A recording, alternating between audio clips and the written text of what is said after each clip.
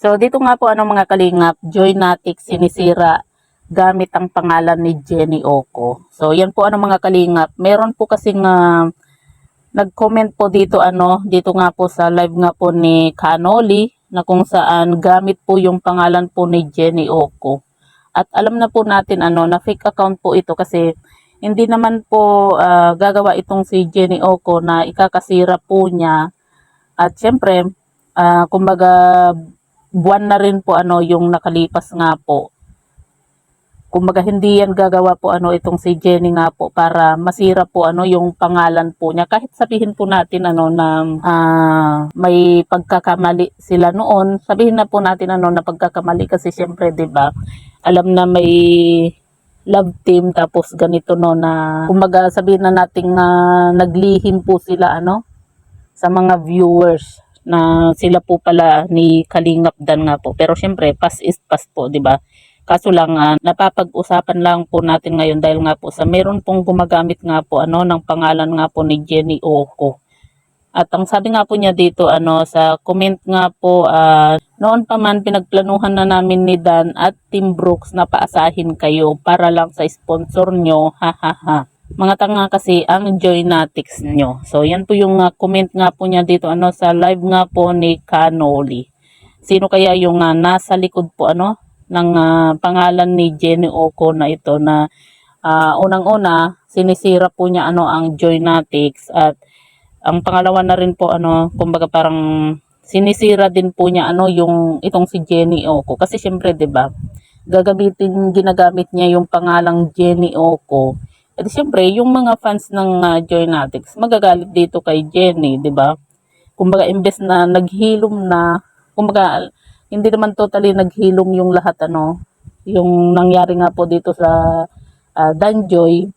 Pero syempre kahit papaano unti-unti na pong naghihilom nga po yung about sa nangyari nga po dito sa Danjoy. Pero dahil po dito sa pangalan nga po ni Jenny Oco, kumbaga yung iba yung ibang mga fans na hindi na maniniwala po dito magagalit dito kay Jenny Oco, 'di ba? Kaya sa mga ganitong mga comment po mga kalingap, lalo na kapag meron pong mga dummy account, wag po tayo basta-basta po maniniwala, 'di ba? Pero sino nga kaya itong Jenny Oco, yung nasa likod po nitong Jenny Oco nga po na ito. Kasi naka po siya naka-jacket. Siguro dati na pong nanonood po ito kay Kanoli kasi naka-jacket po siya Baka nagpalit lang po ito ng pangalan kasi naka-blue po siya Kaya dati po yan na viewers po ni Kanoli na baka tinopak, nagpalit ng pangalan, 'di ba? Para sirain yung itong Joynatics nga po. Pero syempre matatalino rin naman yung ibang mga viewers, yung mga fans po ng Joynatics. Hindi basta-basta po maniniwala yung iba. Kaso lang ang problema po mga kalingap, yung iba po na naniniwala po dito Tapos meron pa pong meron pa pong isa pong comment din po gamit po yung Jenny Oco nga po ang sabi, wala akong pakialam sa inyo diyan. Kumbaga nabasa lang po natin sa isang comment din, kaso lang hindi lang po natin maano kung kanino siya nag-comment din po pero itong comment na binasa po natin na sabi nga po niya dito, noon pa man pinagplanuhan na namin ni Dan at Team Brooks na paasahin kayo para lang sa sponsor nyo. Kumbaga ito dito po sa live po yun ni Kanoli. Sana malaman po natin kung sino ba yung nasa likod po nito. Kasi syempre, kumbaga kahit pa paano, naghihilom naman na po yung sugat dahil nga po sa nangyari sa Danjoy.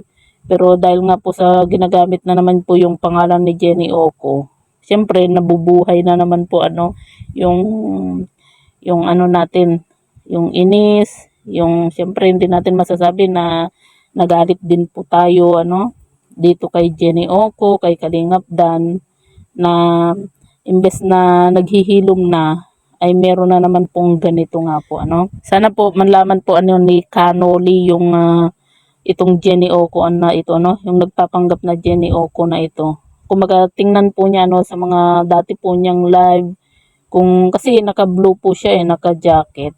Ibig sabihin dati na po itong nagko-comment kay Kanoli nga po siguro ito dati pong fans po ng Danjoy na biglang tinopak, hindi natin alam, 'di ba?